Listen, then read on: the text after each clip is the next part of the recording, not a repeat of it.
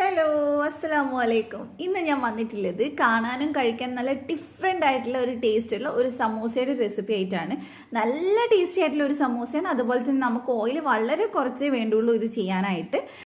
ഇതിൽ നമ്മൾ ചിക്കൻ ഒന്നും ചേർത്തിട്ടില്ല, പക്ഷെ ടേസ്റ്റ് അസാധ്യ ടേസ്റ്റാണ്. ഉറപ്പായിട്ട് നിങ്ങൾക്ക് ഇഷ്ടമാവും. അപ്പോൾ എല്ലാവരും നോമ്പിനൊന്ന് ട്രൈ ചെയ്ത് നോക്കുക. പെട്ടെന്ന് നമുക്ക് ഉണ്ടാക്കിയെടുക്കാൻ പറ്റുന്നതാണ്.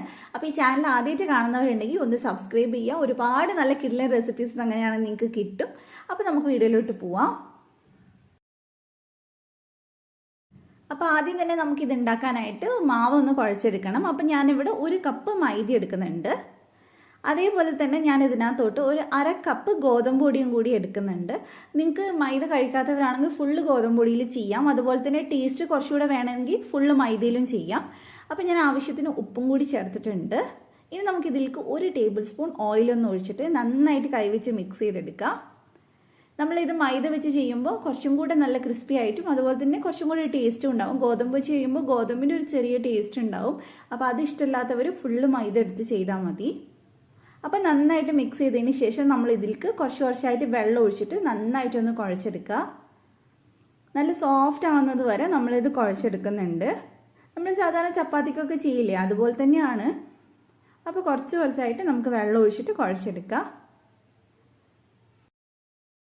അപ്പോൾ അതേ ഞാനിത് നന്നായിട്ട് കുഴച്ചെടുത്തിട്ടുണ്ട്. ഇനി നമുക്കിത് ഡ്രൈ ആവാണ്ടിരിക്കാനായിട്ട് ഇതിൻ്റെ മേലയിൽ കുറച്ച് ഓയിലൊന്ന് ഒഴിച്ചു കൊടുക്കാം. എന്നിട്ട് കൈ വെച്ചിട്ട് നന്നായിട്ടൊന്ന് എല്ലാവരെയും ആക്കി കൊടുക്കുക. എന്നിട്ട് നമ്മളിതൊന്ന് അടച്ചു വെക്കാൻ പോവാണ്. എത്ര സമയം എന്നൊന്നും പറയുന്നില്ല, നിങ്ങൾ ഫില്ലിങ്സ് ഉണ്ടാക്കുന്നത് വരെ ഒന്ന് അടച്ചു വെച്ചാൽ മതി. അപ്പോൾ ഇനി നമുക്കിതിൻ്റെ ഫില്ലിങ്സ് ഉണ്ടാക്കാം. അപ്പോൾ അതിന് വേണ്ടിയിട്ട് ഞാൻ അവിടെ ഒരു ബൗളിൽ ഒരു ചെറിയ ബീട്രൂട്ട് നന്നായിട്ട് സോഫ്റ്റ് ആവുന്നവരെ വേവിച്ചിട്ട് ചേർത്തിട്ടുണ്ട്. മീഡിയം സൈസിലെ ആണെങ്കിൽ പകുതി മതി. നന്നായിട്ട് ഇതിനെ ഒന്ന് ഉടച്ചെടുക്കണം. നമ്മൾ ഉരുളക്കിഴങ്ങ് ചെയ്യുന്ന പോലെ അത്ര എളുപ്പമല്ല ബീട്രൂട്ട് ചെയ്യാൻ. നന്നായിട്ട് വേവിച്ചാലേ നമുക്ക് ചെയ്യാൻ പറ്റുള്ളൂ. അതിലേക്ക് പിന്നെ ഞാൻ 3 ഉരുളക്കിഴങ്ങ് പുഴുങ്ങിയിട്ട് തൊലി കളഞ്ഞ് ചേർത്തിട്ടുണ്ട്. അതും കൂടി ഒന്ന് നന്നായിട്ട് നമുക്കൊന്ന് ഉടച്ചെടുത്തിട്ട് വരാം. ഇതിൻ്റെ മസാലയൊക്കെ നല്ല ടേസ്റ്റാണ്, ഒരു രക്ഷയില്ലാത്ത ടേസ്റ്റാണ് കേട്ടോ. അപ്പോൾ ഉറപ്പായിട്ട് നിങ്ങൾ ഇതുപോലെ ഒന്ന് ഉണ്ടാക്കി നോക്കുക. അപ്പോൾ ഇനി നമുക്ക് മസാല ഉണ്ടാക്കി തുടങ്ങാം. അതിന് വേണ്ടിയിട്ട് ഒരു കടായിക്കകത്തോട്ട് ഞാൻ 1.5 ടേബിൾ സ്പൂൺ സൺഫ്ലവർ ഓയിൽ ഒഴിച്ചിട്ടുണ്ട്. അതൊന്ന് ചൂടാവുന്ന സമയത്ത് നമുക്കിതിലേക്ക് കറിവേപ്പില ചേർത്ത് കൊടുക്കാം. കറിവേപ്പില ചേർത്തതിന് ശേഷം നമുക്കിതിലേക്ക് സവാള ചേർത്ത് കൊടുക്കാം. ഞാനിവിടെ 1 സവാളയാണ് എടുത്തിട്ടുള്ളത്. ഒരു മീഡിയം സൈസുള്ള സവാള ചെറുതായി കട്ട് ചെയ്ത് ചേർത്തിട്ടുണ്ട്. എന്നിട്ട് നമുക്ക് നന്നായിട്ടൊന്ന് വഴറ്റിയെടുക്കണം. അപ്പോൾ ഇനി നമുക്ക് പെട്ടെന്ന് വഴറ്റി കിട്ടാനായിട്ട് ഇതിലേക്ക് കുറച്ച് ഉപ്പ് ചേർത്ത് കൊടുത്താൽ മതി. അപ്പോൾ നമുക്ക് ഉപ്പും കൂടി ഇട്ടിട്ട് നന്നായിട്ട് വഴറ്റാം. ഇത് നമ്മളൊരു പകുതി വേവാവുന്ന സമയത്ത് ഇതിലേക്ക് നമ്മൾ ഇനി ക്യാരറ്റ് ചേർത്ത് കൊടുക്കുന്നുണ്ട്. അപ്പം ഞാനൊരു ചെറിയൊരു ക്യാരറ്റ് ഒന്ന് ചെറുതായിട്ടൊന്ന് കട്ട് ചെയ്ത് ചേർത്ത് കൊടുക്കുന്നുണ്ട്. അപ്പം ഇനി നമുക്ക് ക്യാരറ്റും സവാളയും കൂടി നന്നായിട്ടൊന്ന് വേവിച്ചെടുക്കണം. അങ്ങനെ ഒരുപാട് കടിക്കുന്ന പരുവത്തിലല്ല വേണ്ടത്, അത്യാവശ്യം നന്നായിട്ട് തന്നെ വേവിച്ചെടുക്കാൻ നോക്കുക. ക്യാരറ്റൊക്കെ നന്നായിട്ട് വെന്തതിന് ശേഷം നമുക്കിതിലേക്ക് പൊടികൾ ചേർത്ത് കൊടുക്കണം. ഞാൻ ഇവിടെ 1/2 ടീസ്പൂൺ കുരുമുളക് പൊടി ചേർത്തിട്ടുണ്ട്, ഒരു 1/2 ടീസ്പൂൺ ഗരം മസാല, അതുപോലെ തന്നെ 1 ടീസ്പൂൺ കാശ്മീരി മുളക് പൊടി ചേർത്തിട്ടുണ്ട്, പിന്നെ കുറച്ച് മഞ്ഞൾപ്പൊടി ചേർത്തിട്ടുണ്ട്. അപ്പോൾ ഇനി ഇതെല്ലാം നമുക്ക് ഒന്നും കൂടി ഒന്ന് വഴറ്റിയെടുക്കാം. ഇതിൻ്റെ ആ ഒരു പച്ചമണം മാറണ വരെ നന്നായിട്ട് നമുക്ക് വഴറ്റിയെടുക്കാം. അപ്പോൾ മസാല നന്നായിട്ട് ആ ഒരു പച്ചമണം ആ കുത്തൊക്കെ പോയി കഴിഞ്ഞതിന് ശേഷം ഇതിലേക്ക് നമ്മൾ ഉടച്ച് വെച്ചിട്ടുള്ള ഉരുളക്കിഴങ്ങിൻ്റെയും ബീട്രൂട്ടിൻ്റെയും ആ ഒരു മസാല ഇതിലേക്ക് ഇട്ട് കൊടുക്കാം. എന്നിട്ട് നമുക്ക് നന്നായിട്ട് ഈ മസാലയിൽ ഇതൊന്ന് പിടിച്ച് കിട്ടണം. നന്നായിട്ട് മിക്സ് ചെയ്തെടുത്താൽ മതി.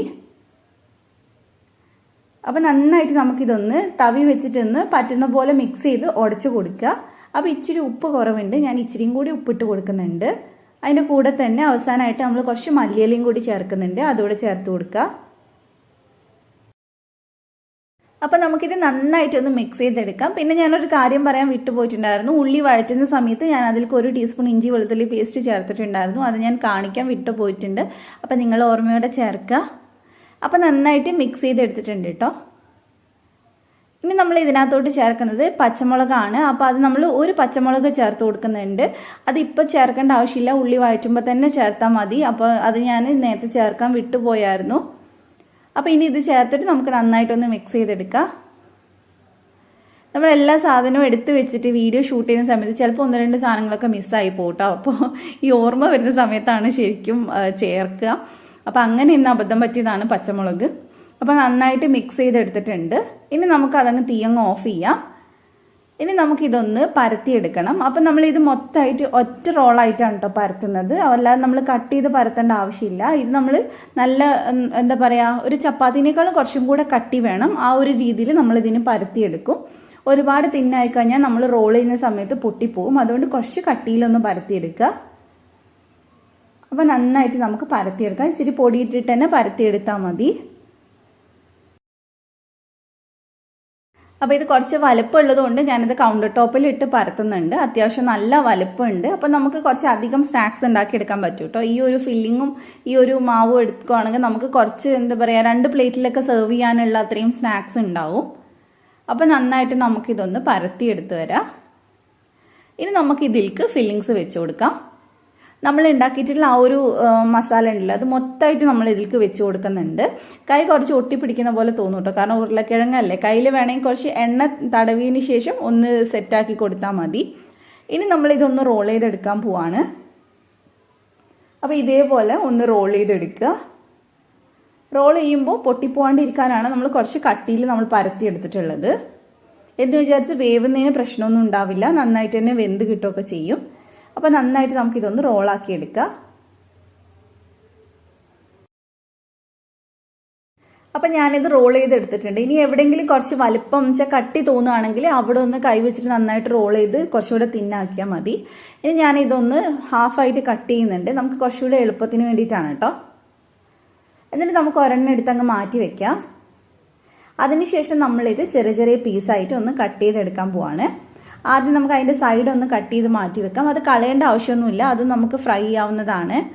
ഇനി നമ്മൾ ഇത്ര വലുപ്പത്തിൽ വേണം ഇതൊന്ന് കട്ട് ചെയ്യാനായിട്ട്. അത്യാവശ്യം വലുപ്പമുണ്ട്, ചെറിയ പീസായിട്ടല്ല കട്ട് ചെയ്യുന്നത്.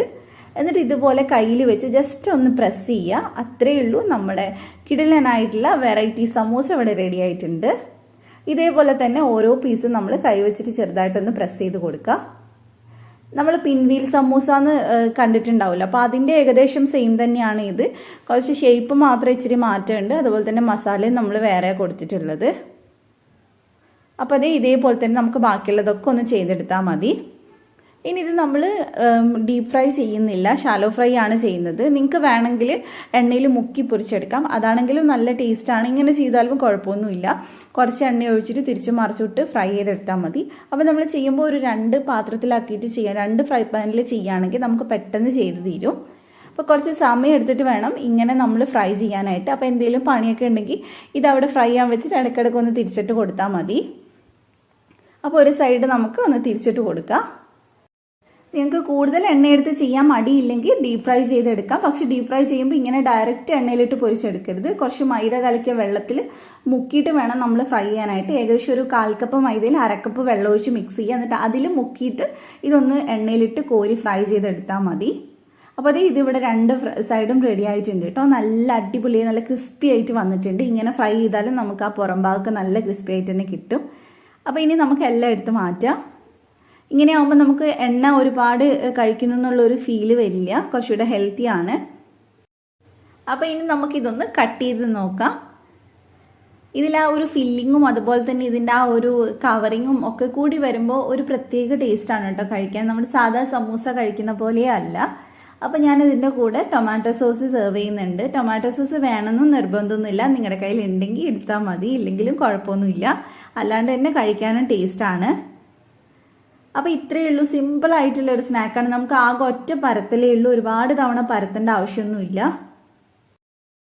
അപ്പോൾ നിങ്ങൾ എല്ലാവരും ഈ വീഡിയോ ഒന്ന് കണ്ടിട്ട് ട്രൈ ചെയ്യുക, എന്നിട്ട് ഫീഡ്ബാക്ക് പറയാം. നിങ്ങൾക്ക് റെസിപ്പി ഇഷ്ടമായിട്ടുണ്ടെങ്കിൽ വീഡിയോ ലൈക്ക് ചെയ്യുക, ഷെയർ ചെയ്യുക, സബ്സ്ക്രൈബ് ചെയ്യാത്തവരൊന്ന് സബ്സ്ക്രൈബ് ചെയ്യുക. അപ്പോൾ മറ്റൊരു അടിപൊളി ഇഫ്താർ റെസിപ്പി ആയിട്ട് വീണ്ടും കാണാം ഇൻഷാ അല്ലാഹ്. Thank you for watching.